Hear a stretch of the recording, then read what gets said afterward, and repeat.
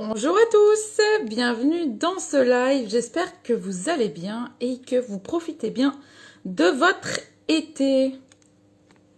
Je vais attendre que vous vous connectiez tous au fur et à mesure, comme d'habitude. Aujourd'hui, on va être en live avec Elsa King-Johnson pour parler ensemble de la confiance en soi. Je vois que Elsa est déjà là. T'inquiète pas, je t'ai bien vu. Je vous rappelle donc que vous êtes en direct sur psychologue.net. Cet été, on continue bien évidemment nos lives, que ce soit juillet, août, qu'importe. On continue avec un live par semaine. J'espère que vous allez bien. Donc aujourd'hui, je vous le rappelle, notre live porte sur la confiance en soi, comment la booster justement. Si jamais vous avez des questions, n'hésitez pas, vous avez le petit widget questions juste ici. Vous pouvez vous poser toutes les questions qui vous passent par la tête, bien évidemment sur la confiance en soi. Elsa vous répondra dans la seconde partie du live avec grand plaisir.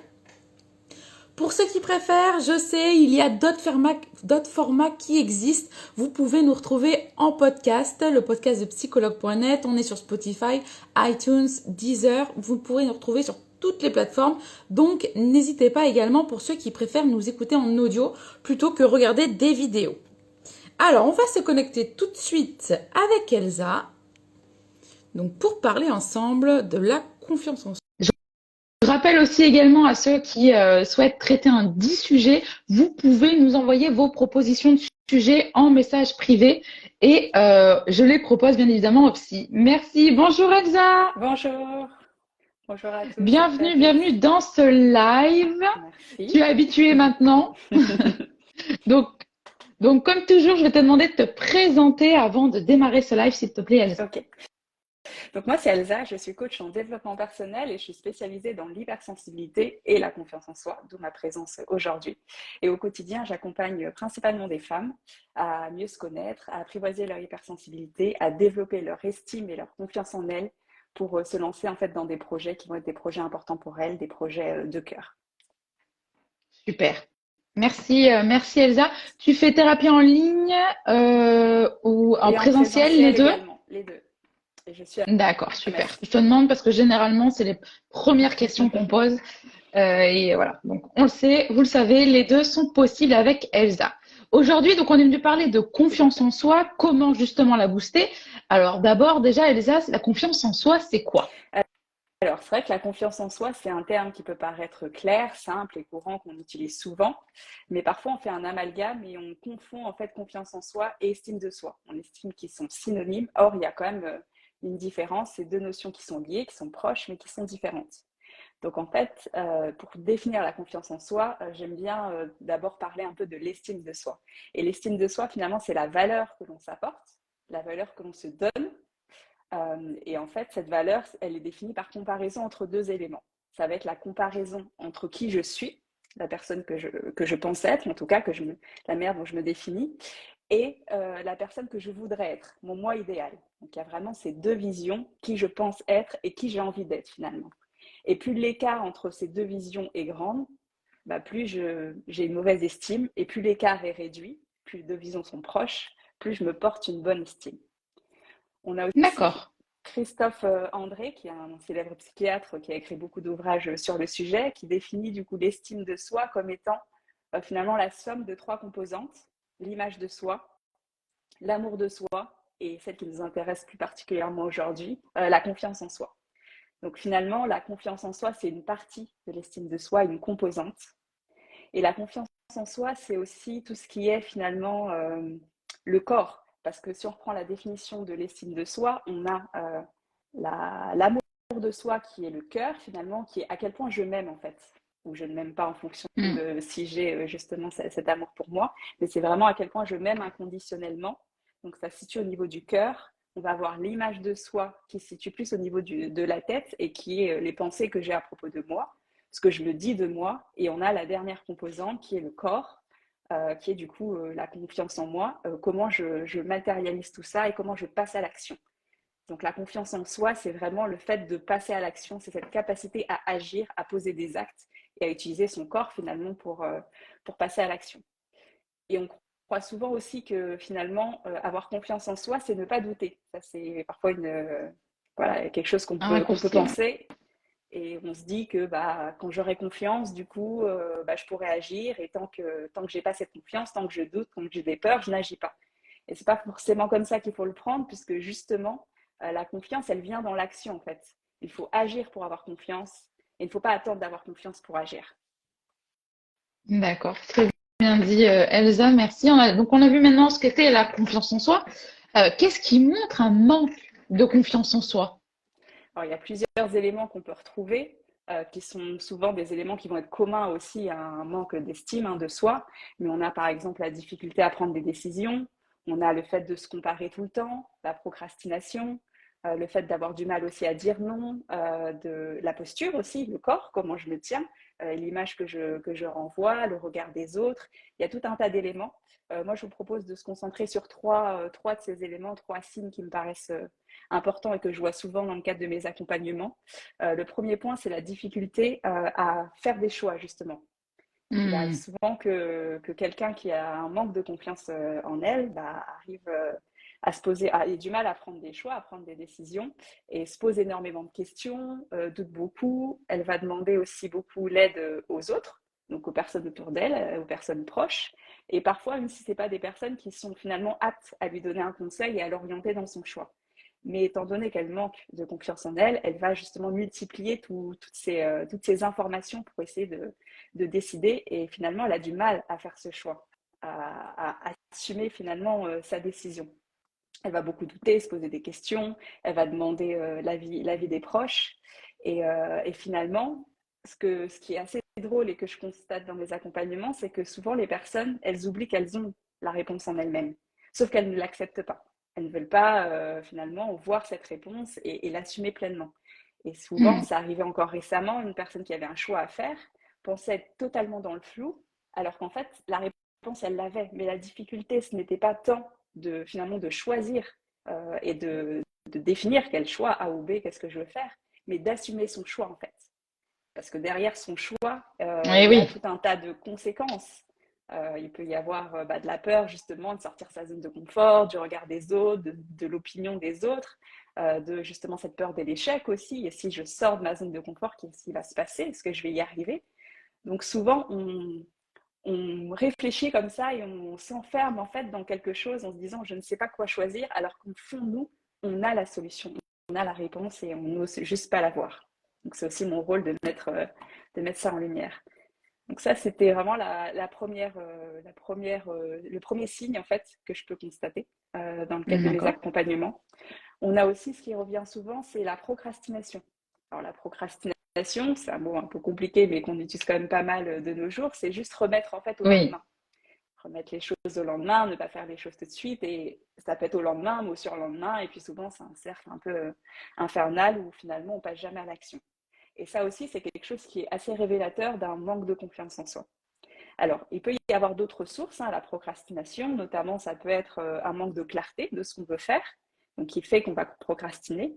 Donc, ce n'est pas dans 100% des cas où on a cette procrastination qu'il y a un manque de confiance, mais c'est souvent quand même très, très lié. On a quand même un lien entre les deux.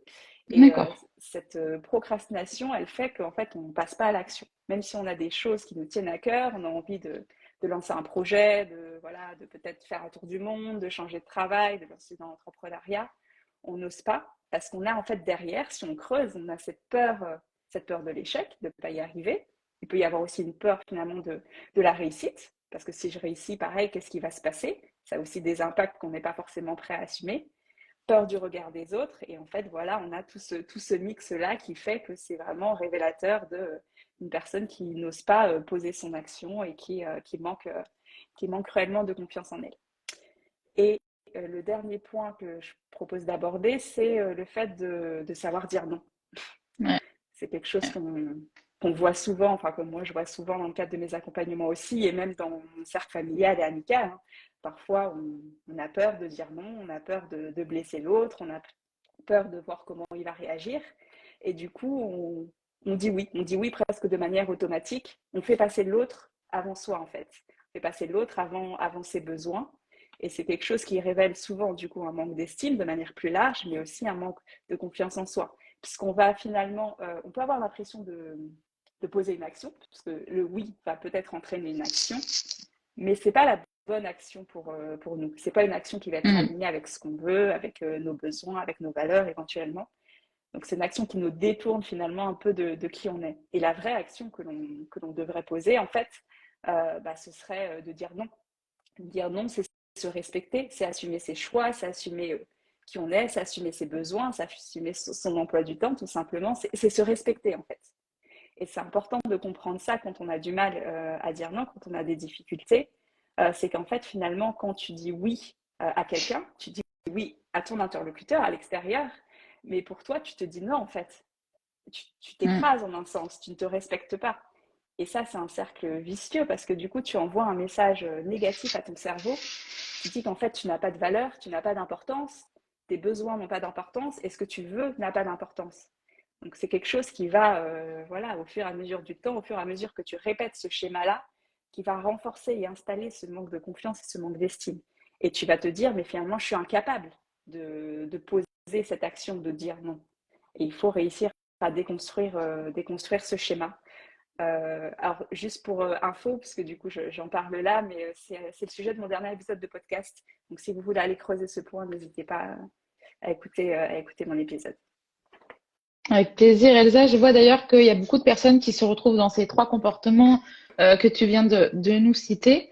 Alors, maintenant qu'on a vu ce que c'était finalement le manque de confiance en soi, comment on peut développer cette confiance en soi?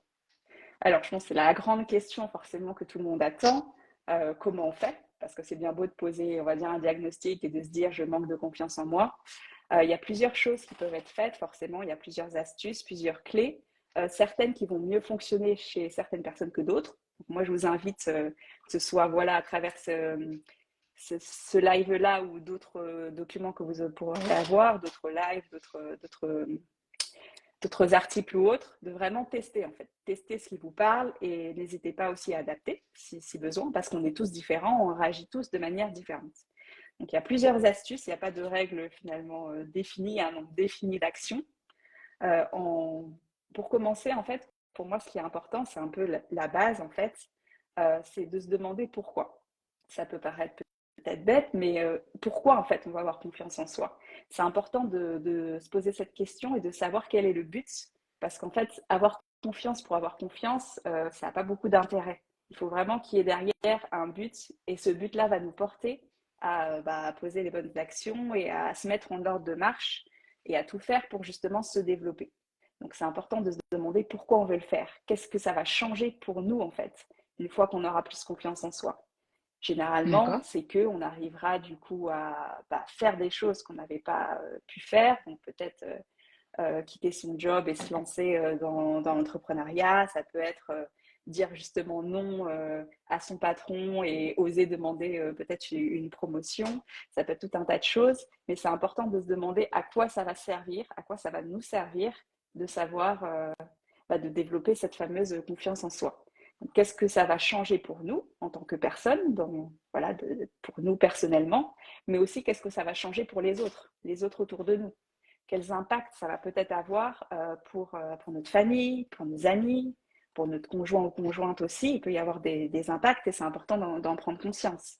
Et de finalement ressentir tous les bénéfices, tous les bienfaits de cette confiance en soi qu'on aura développée et qu'on aura nourrie. Donc c'est important d'avoir ça. Et puis la deuxième phase si je peux dire, de base, les deux bases, donc c'est effectivement se demander pourquoi. Et la deuxième partie, c'est savoir où on en est, faire un état des lieux, se demander, ok, alors moi j'aime bien utiliser une note, hein, c'est voilà, un peu scolaire, mais ça permet voilà, de se situer sur une note de 1 à 10, où est-ce que j'en suis sur mon niveau de confiance en moi. 1, j'ai pas du tout confiance en moi, et 10, je suis au top. Bon, généralement, on n'est pas forcément à D'accord. 10. J'en ai pas rencontré en tout cas, Oui. mais peu importe. Mais l'idée, c'est voilà, de pouvoir se situer, d'avoir un état des lieux clair. Et une fois qu'on sait du coup pourquoi, où on en est, donc d'où on part, où on veut arriver, pourquoi on veut le faire, c'est plus facile déjà, ça nous met dans des bonnes dispositions pour développer cette fameuse confiance en soi. Et là, je vous propose, comme je l'ai dit, il y a plusieurs astuces, hein, j'en ai plusieurs aussi sur mon Instagram, mais je vous propose d'en développer trois. La première, c'est de travailler sur sa connaissance de soi. Savoir qui on est, c'est essentiel C'est essentiel pour l'estime de manière globale, mais aussi pour sa confiance. Savoir quelles sont les choses qui sont importantes pour nous, quelles sont nos valeurs, quels sont nos besoins. Ça nous permet de nous affirmer plus facilement, de pouvoir poser des limites, de pouvoir nous respecter. Donc ça a des impacts aussi bien évidemment sur la composante aussi de l'amour de soi, hein. Et je ne l'ai pas dit, mais en fait ces trois composantes dont je parlais tout à l'heure, l'image de soi, l'amour de soi et la confiance en soi, elles sont interdépendantes. Donc en fait quand on va travailler sur l'une de ces composantes, ça va agir sur l'autre. Donc c'est pour D'accord. ça que souvent les conseils peuvent aussi se recouper entre les différents aspects. Donc travailler la connaissance de soi, ça va nous aider là-dessus. Et ce qui est vraiment spécifique à la confiance en soi, c'est tout ce qui est les succès. Donc moi, je vous invite à vous demander quels sont vos succès. Quels sont tous les succès que vous avez connus depuis votre naissance. On peut remonter loin. Et parfois, quand je pose cette question, notamment en atelier, il y a des personnes qui ont du mal à se dire oui, j'ai pas de succès. Finalement, succès, c'est un terme fort. En fait, on en a tous. Changé le terme succès par des réalisations, des réussites, prenez le mot que vous voulez, mais on a tous accompli des choses dont on peut être fier. Parfois, il peut arriver que c'est compliqué et là, ça peut valoir le coup de se faire accompagner pour justement réussir à mettre le doigt sur nos succès. Mais on en a tous, vous en avez tous et Hmm. ça, j'en suis persuadée. Je mets ma main à couper, il y a aucun problème. Donc, mettre le doigt vraiment sur ces succès et se raconter l'histoire en fait, se remémorer tout ça. Parce que souvent, on a tendance à oublier tout ce qu'on a fait de bien, toutes les choses super qu'on a accomplies. On se concentre sur finalement ce qui est difficile, ce qui nous manque. En fait, on voit le verre à moitié vide ou le verre à moitié plein.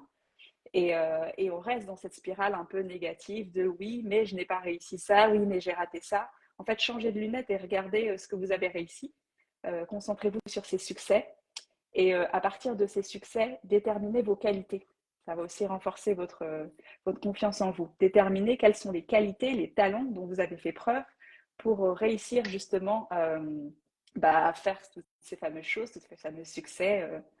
Et déterminer vos qualités, ça vous nourrira. Et généralement, c'est quelque chose qui est instantané. Si vous le faites voilà, dans l'instant, vous prenez 3-4 succès, vous remémorez tout ce qui s'est passé, comment vous avez réussi à arriver au bout, à accomplir toutes ces tâches, et vous déterminez quelles sont finalement les qualités, les talents que vous avez mis en œuvre, et ça va vous rebooster. C'est quelque chose qui est assez immédiat, que vous pouvez faire. D'accord. D'ailleurs, je vous invite à faire de manière assez régulière pour vraiment en prendre conscience et s'en imprégner et finalement transpirer cette confiance et mettre en avant ces qualités. Parce que ces qualités-là, ce sont des atouts dont vous pouvez vous servir dans différents contextes. Donc c'est vraiment un axe principal. Donc travailler la connaissance de soi et notamment travailler sur ses succès et ses qualités. Donc ça, D'accord. c'était le premier point. Le deuxième point, c'est de changer j'ai un peu dit peur, mais changer de mindset, changer d'angle de vue, reconsidérer les choses. Et notamment, on a travaillé dans la première partie sur les succès. Bah là, on peut travailler sur l'échec, en fait.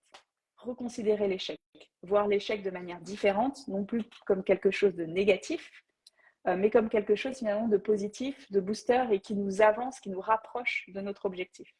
Souvent, on a tendance à voir l'échec comme quelque chose de négatif, quelque chose dont on a honte, dont il faudrait cacher, alors qu'en fait, c'est tout simplement quelque chose de nécessaire, une étape nécessaire vers quelque chose de grand qu'on veut accomplir. On n'accomplit pas quelque chose de grand sans essuyer des plâtres, sans se casser voilà, la gueule, si je peux me permettre. Mais il faut effectivement, il faut passer par là et C'est de changer l'expérience son mindset. finalement. Tout à fait. C'est acquérir de l'expérience et récolter du feedback qui nous permettra de nous améliorer et de réussir la fois d'après. Ou encore la fois d'après, peu importe le nombre d'étapes dont on a besoin. Mais vraiment changer son regard sur ça et arrêter de voir comme si c'était l'échec, comme si c'était un démon, comme si c'était quelque chose qu'il fallait absolument éviter. Et se dire, et si en fait finalement c'était quelque chose qui me rapprochait de plus en plus du succès. Et se dire ça, ça a des impacts du coup sur la manière dont on va agir, sur la manière dont on va oser aller faire les choses, oser sortir de notre zone de confort. Parce que finalement, on va plus se dire je risque d'échouer, je ne fais rien parce que je vais être critiqué, je vais me sentir mal, je vais connaître cet échec. On va se dire en sortant de ma zone de confort, si j'échoue, ça va me donner des informations supplémentaires pour m'améliorer, pour mieux faire les choses et du coup pour atteindre plus facilement mon objectif en fait. Donc, Mm. échouez, c'est tout ce que je peux vous souhaiter, c'est échouer, faites des tests, osez, sortez de votre zone de confort, et c'est comme ça que vous allez progresser sur votre confiance en vous. Et le troisième point qui découle en fait de tout ça, c'est, comme je l'ai dit, la confiance en soi, c'est finalement c'est l'action, c'est cette capacité Ouais. à faire des choses, à se mettre en action. Bah, lancez-vous en fait, agissez. C'est vraiment la clé la plus basique, mais la plus efficace. C'est lancez-vous des défis, lancez-vous des challenges et faites les choses. Parce que la confiance en soi, en fait, c'est pas quelque chose d'inné. Parfois, on peut le penser, mais non, il n'y a pas de gène de la confiance en soi. C'est quelque chose qui se construit. Alors, bien sûr, en fonction de la manière dont on a grandi, dont on a vécu, de son environnement, on peut partir avec plus ou moins un déficit ou voilà, un boost de confiance. Mais c'est pas quelque chose qui est inné, qui est inscrit dans vos gènes. Donc, peu importe où vous en êtes aujourd'hui, vous pouvez développer cette confiance en vous. Et l'une des manières de le faire, c'est justement d'agir, de faire des choses, de sortir de vos zones de confort de manière régulière, parce que la confiance en soi, c'est un muscle. C'est comme à la salle de sport, en fait, ce muscle, il se travaille. Et vous pouvez le travailler dans différents domaines, ça aura toujours de l'impact. Donc moi, je vous invite à faire des challenges, que ce soit des challenges dans votre vie pro, dans votre vie perso, de mélanger les deux, mais essayez régulièrement de vous poser des défis. Alors l'idéal, hein, bien sûr, c'est de le faire une fois par jour. Une fois par jour, un petit défi, quelque chose qui nous sort de notre zone de confort. Pas besoin que ce soit quelque chose d'énorme, mais voilà, Mhm. quelque chose de challengeant pour vous. Parce que ce qui est challengeant, par exemple, pour moi, ne va pas l'être Bien pour une autre sûr. personne, mais c'est vraiment de choisir le bon degré aussi de sortie de zone de confort, de ne pas aller, voilà, pas sauter des étapes et faire quelque chose qui nous paraît complètement hors de nos zones de confort, du coup complètement hallucinant, parce que là, on va retomber justement, il y a ce risque de tomber dans la procrastination et de Ouais. ne pas faire. Donc, essayez d'élargir petit à petit votre zone en vous lançant des petits défis réguliers pour sortir de votre zone de confort. C'est voilà, les trois choses moi, que je vous recommande. Il y en a plein d'autres, mais déjà commencez par ça, testez C'est- et dites-moi. Merci, merci Elsa pour ces conseils. Donc voilà, n'hésitez pas, il y a des pas à pas, comme a dit Elsa. Et il y avait une question aussi qui a été beaucoup posée, et c'est pour ça que du coup, je l'avais rajoutée à ce live. Est-ce qu'il faut accepter son corps pour avoir confiance en soi? Alors, c'est une question intéressante à laquelle je vais répondre de manière ambivalente. Je vais répondre oui et non. En fait, ça dépend. Ça dépend déjà de quel type de confiance en soi et du niveau de confiance en soi dont on parle. C'est vrai que je ne l'ai pas encore dit, mais la confiance en soi, en fait, c'est une notion qui est plurielle déjà. Donc, on peut avoir un certain niveau de confiance en soi, par exemple, dans son domaine professionnel, et un niveau de confiance différent dans sa vie personnelle. Donc déjà, il y a ces deux aspects. On peut avoir plusieurs niveaux de confiance avec voilà, des notes, si je peux dire, différentes.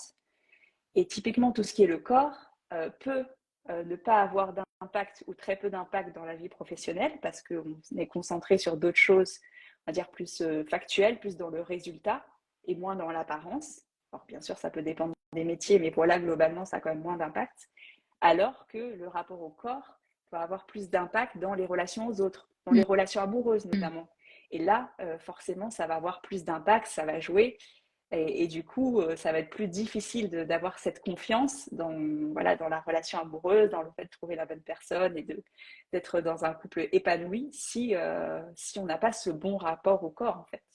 Et là, on retrouve Ouais. le lien avec l'estime de soi de manière globale, c'est qu'il faut s'aimer. Il faut s'aimer tel que l'on est, aimer son intellect, mais aimer aussi son corps, le corps dans lequel on est, pour pouvoir s'accepter pleinement. Parce que avoir pleinement confiance, si on veut avoir pleinement confiance je veux dire à 100%, ça inclut effectivement d'aimer pleinement son corps. Après, il y a des degrés. Ce n'est pas tout ou rien. Et c'est un chemin, on Oui, peut y aller étape par étape. On peut avoir confiance sans avoir 100% apprivoisé son corps. Mais d'accord. bien sûr, c'est mieux et c'est un chemin qu'il faut faire et l'idée, c'est de l'accepter. Et peut-être juste une précision, c'est que accepter son corps, ça ne veut pas dire ne pas essayer de le changer. Ça ne veut pas dire je suis comme ça, par exemple, j'estime que j'ai des kilos en trop et du coup je m'aime et je ne fais rien pour. C'est juste reconnaître son corps tel qu'il est à un instant T, lui donner de Mhm. l'amour. Et si on souhaite changer les choses, si on souhaite voilà, se muscler, perdre du poids ou au contraire en prendre, ça peut dépendre des cas, Bien essayer de sûr. mettre un plan d'action en place pour y arriver. Donc c'est pas s'accepter, c'est pas dire que c'est une fatalité et ne rien faire pour changer. mais ça favorise Hmm, finalement le changement parce que le changement est plus, il y a plus de bienveillance. Et donc, je vous invite du d'accord. coup à travailler sur votre amour de vous-même, tout en, si vous voulez changer votre corps, mettant en place des choses. Mais la base, c'est quand même d'apprendre à s'aimer en fait. Ce sera plus facile de changer son corps si on s'aime. Merci Elsa. Alors justement, j'ai vu une personne qui demandait un petit challenge pour améliorer sa confiance en soi, si tu en avais à proposer. Et la dernière question de ce live, c'était justement, est-ce que tu as un exercice à proposer pour améliorer sa confiance en soi?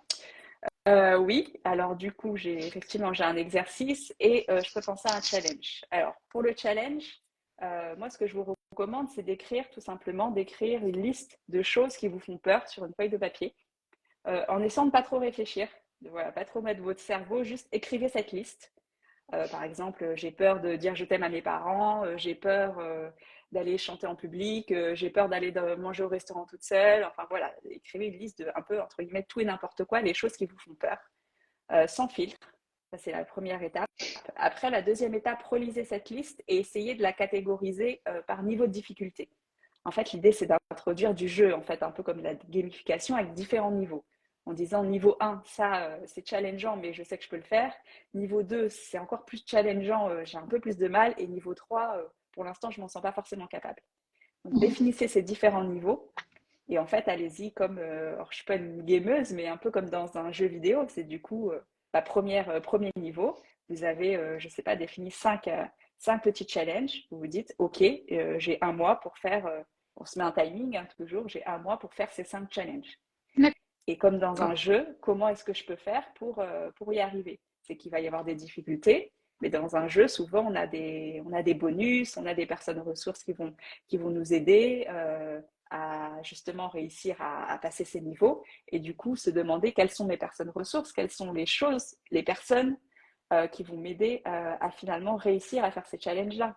Je dis des personnes, ça peut être tout ce qui est par exemple méditation. Est-ce que méditer, ça va m'aider avant un challenge à réussir à, du coup, par exemple, à parler en public, peu importe, mais trouver ces choses qui vont nous booster et essayer, du coup, de faire ces challenges. Et puis, le mois d'après, si on a réussi, on passe au niveau 2 et puis ainsi de suite. Donc ça, c'est une manière voilà, de gamifier finalement ce challenge. Et le deuxième, Intéressant. la réponse à la deuxième question, du coup, sur l'exercice, ce que vous pouvez faire, ce que je vous invite à faire, c'est de penser à une personne, une ou deux personnes, euh, dont vous estimez en fait que cette ou ces personnes ont confiance en elles. Donc vous prenez, voilà, vous visualisez une personne. Ça peut être une personne que vous connaissez directement de votre entourage, ou ça peut être même quelqu'un que vous ne connaissez pas finalement. Un acteur, une actrice, un homme politicien, peu importe. Mais cette personne représente pour vous euh, quelqu'un qui a confiance. Donc c'est intéressant d'identifier cette personne-là et de vous dire ensuite, en deuxième étape, qu'est-ce qui montre, qu'est-ce qui prouve que cette personne en fait a confiance en elle. Alors bien sûr, vous ne le savez pas forcément parce que peut-être vous ne connaissez pas la personne ou même si vous ne la connaissez, vous n'êtes pas dans sa tête, mais ça vous permet de vous de déterminer quels sont finalement les aspects qui comptent pour vous dans la confiance en soi. Donc, déterminer une liste de choses qui montrent pour vous qu'elle a confiance en elle. Donc, ça peut être justement dans sa posture, elle se tient peut-être droite, elle parle avec aisance, peut-être qu'elle fait, je ne sais pas, elle utilise des citations, elle parle avec une voix calme, elle parle voilà, de manière avec assurance, elle fait des gestes, peu importe, vous définissez tout ce qui prouve, selon vous, qu'elle a confiance en elle. Et ensuite, vous vous demandez sur chacun des points, chacun de ces aspects, vous, où est-ce que vous en êtes sur ces points. Typiquement, ça peut être du coup, elle parle avec des gestes, peu importe. On va prendre cet exemple-là. Vous, est-ce que vous réussissez à parler avec des gestes? Et vous vous notez sur une note de 1 à 10, et vous faites ça sur tous les critères. Et ensuite, la dernière étape, c'est de vous dire, OK, je choisis un des aspects et je me demande comment je peux faire pour augmenter ma note. Quelle est la petite première action que je peux faire pour augmenter ma note sur ce critère spécifique qui, pour moi, a de l'importance dans la confiance en soi. Et vous faites ça sur tous les critères. Super. D'accord. Merci Elsa pour ce superbe exercice. Je vois que ça parle à pas mal de personnes qui te remercient d'ailleurs pour le challenge aussi d'avoir répondu à la question. On va regarder maintenant les questions qui ont été posées. Alors, je regarde, on n'aura pas le temps d'en faire beaucoup, mais on va regarder pour deux, trois. Alors, on a Nina qui nous demande comment faire quand c'est une relation qui a bousillé notre confiance. Alors, effectivement, ça, c'est des cas qui arrivent souvent, d'avoir une relation un événement et souvent une relation aussi qui finalement piétine notre estime de nous-mêmes et notre confiance en nous. L'idée, c'est de se reconstruire. La confiance en soi, comme je disais, elle n'est pas figée. C'est quelque chose qui évolue dans le temps, donc qui peut évoluer de manière positive, avec tout un tas d'actions, d'événements, de choses qu'on fait, mais aussi de manière négative, avec toutes les difficultés qu'on va pouvoir rencontrer, l'entourage aussi qu'on va avoir, qui joue beaucoup. Donc l'idée, c'est de se reconstruire, de finalement guérir de ses blessures et de réinstaurer cet amour pour soi et cette confiance en soi. En travaillant donc sa confiance, en essayant de remettre du coup le doigt sur nos qualités, comme je disais tout à l'heure sur la partie connaissance de soi, de se rappeler tous ses succès et d'utiliser en fait tous les clés qu'on a vues. L'idée, c'est vraiment de guérir. C'est comme si physiquement, c'est un peu le cas, hein, physiquement, on a été blessé.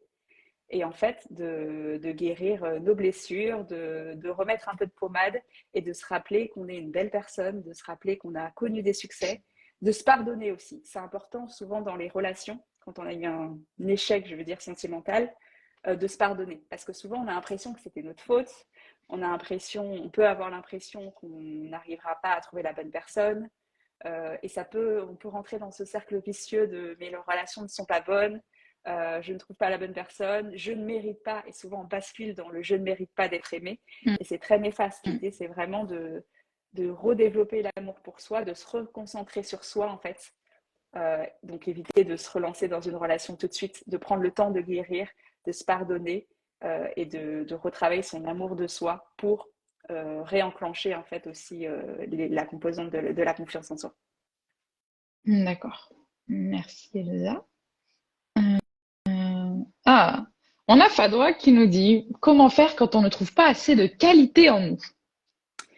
Alors, effectivement, il y a des personnes qui ont plus de mal à trouver des qualités. Il y a plusieurs choses qui peuvent être faites. La première chose, donc si on n'arrive pas à trouver des qualités tout seul et même en listant ses succès, on peut s'inspirer avec une liste de qualités. On en trouve plein sur Internet avec des listes un peu à la Prévert, de les lire et voir celles qui nous parlent. Et ça peut nous donner des idées. On peut se dire, ah oui, en fait, ça, j'y ai pas pensé naturellement, mais en fait, je l'ai. Ça, c'est une première façon d'avoir ces qualités. Et l'autre, une deuxième astuce, une deuxième façon de faire, c'est finalement de se poser. J'ai perdu mon idée, mais elle va revenir. euh, ah mince, je l'avais sur le bout de la langue, c'est pas grave, ça arrive. Donc C'est si pas, je reprends mon idée, pas un donc, souci. la première chose, c'était d'avoir des listes de qualité. Ah oui, ça m'est revenu. Et la deuxième chose, c'est de demander à son entourage. Puisqu'on son entourage, alors, un entourage bienveillant, l'idée c'est de demander en fait un retour, un feedback de nous, enfin sur nous, et de demander par exemple à 4 ou 5 personnes qu'est-ce que tu penses de moi, qu'est-ce que tu penses selon toi, quelles sont mes qualités. Parce que souvent les personnes autour de nous voient des choses que nous on voit pas. Donc en fait, Mm, demander ce feedback, ça nous permet de mettre finalement le doigt, de regarder des choses qu'on a à l'intérieur de soi, des qualités qu'on a, mais qu'on ne voit pas en fait. Et c'est vrai que parfois, on a des qualités qu'on ne voit pas parce que pour nous, c'est évident. C'est quelque chose de tellement simple qu'on fait, par exemple, naturellement, qu'on en oublie que ce sont des qualités et qu'on en oublie que finalement, tout le monde n'est pas comme nous. Mais ça nous paraît mm. tellement être naturel qu'on se dit, mais non, mais c'est pas une qualité, c'est rien, tout le monde est pareil, c'est pas grand-chose. Et en fait, si, c'est grand-chose. Donc, demandez à votre entourage de vous aiguiller aussi si vous avez du mal à trouver vos qualités. D'accord. Merci Elsa pour ces deux astuces. On va regarder une dernière question qui me semble intéressante et qu'on n'a pas trop abordée. Cindy qui nous dit comment bien travailler sa connaissance de soi. Est-ce que c'est important d'ailleurs, Elsa, de bien se connaître pour avoir confiance en soi aussi? C'est essentiel. Pour moi, c'est vraiment la clé. Enfin, il y en a plusieurs, mais non, c'est quand même la clé importante avec le fait d'agir, c'est de se connaître. Se connaître.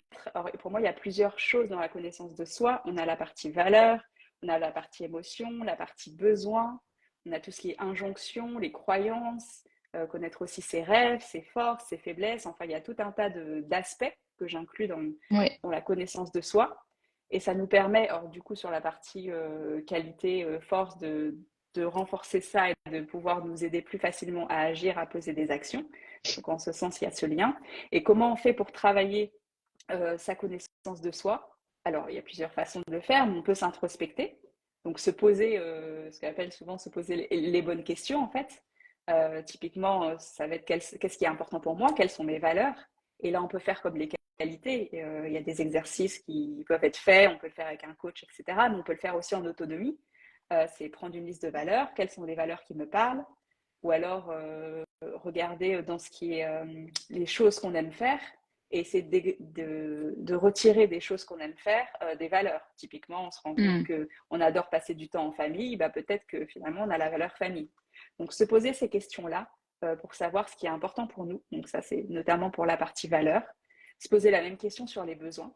Parce que souvent, on peut avoir tendance, notamment quand on manque de confiance et d'estime de soi, à finalement faire plaisir aux autres, à se mettre en retrait, à pas faire passer ses besoins, mais en fait, parfois, on ne sait même pas quels sont ses besoins, parce qu'on ne s'est même pas posé la question. Donc, se poser la question de quoi j'ai besoin, en toute transparence, en toute honnêteté, c'est pas de l'égoïsme, c'est juste savoir de quoi on a besoin pour être heureux, et c'est essentiel. Et c'est pas parce on exprime ses besoins, on affirme ses besoins qu'on est égoïste et qu'on ne va pas aussi parfois aider les autres. Quand on parlait du dire non tout à l'heure, l'idée n'est pas de dire non non plus à tout bout de champ, mais de pouvoir faire la part des choses et choisir le moment où on va décider de se choisir justement. Et puis il y a tout un tas de choses qui peuvent être faites en accompagnement, que ce soit avec un coach par exemple, ou en autonomie avec des programmes en ligne spécifiques. Mais il y a beaucoup d'introspection qui doivent être faites dans tous les cas pour savoir qui on est, tout simplement. D'accord. Merci, merci Elsa et merci à la personne pour cette jolie question intéressante. Merci Elsa donc pour ce live sur la confiance en soi. Je pense que tu as boosté aujourd'hui la confiance en soi de pas mal de personnes. J'ai vu les petits commentaires très sympathiques sur le sujet. Je ne sais pas s'il y avait un message encore à faire passer, soit sur la confiance en toi, la confiance en soi, soit sur ton cabinet. Ce que je peux vous dire, c'est qu'en fait, la confiance en soi, comme je disais, c'est un muscle, il se travaille. L'idée, ce n'est pas d'attendre d'avoir confiance en soi pour agir, mais d'agir pour avoir confiance en soi. C'est vraiment de changer votre mindset par rapport à ça et d'oser. L'échec, en fait, ça n'existe pas. La perfection, elle n'existe pas. Faites les choses, tentez, et ça vous rapprochera de ce que vous voulez vraiment, de votre alignement et du fait que vous soyez heureux ou heureuse, tout simplement. Donc, osez. Merci, merci Elsa. Merci pour ta présence aujourd'hui. Je te souhaite une très belle journée. Merci encore. Merci, bonne journée à tous Belle, et à toutes. belle journée à toi Elsa. Je te laisse quitter comme toujours avec la petite croix au-dessus de toi. Ça marche.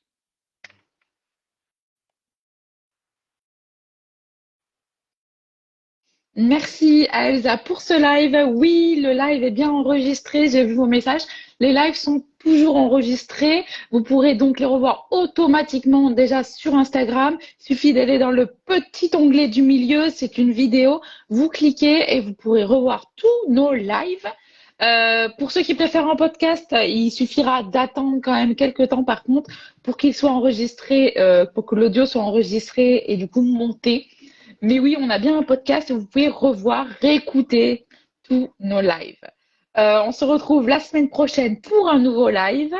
Et que vous dire de plus? Merci encore d'être présent au quotidien, de vos questions. Si jamais vous avez une idée de live, un sujet que vous souhaitez qu'on traite et qui n'a pas été encore traité, n'hésitez pas à venir en message privé. C'est à moi que vous viendrez parler, mais c'est moi qui vous répondrai et qui, du coup, mettrai le petit thème en attente, en attendant que justement les psys veuillent bien le traiter. Mais voilà, n'hésitez pas, on est riche de ça, c'est un échange, donc on est là vraiment pour ça, pour vous écouter et répondre aussi à vos demandes.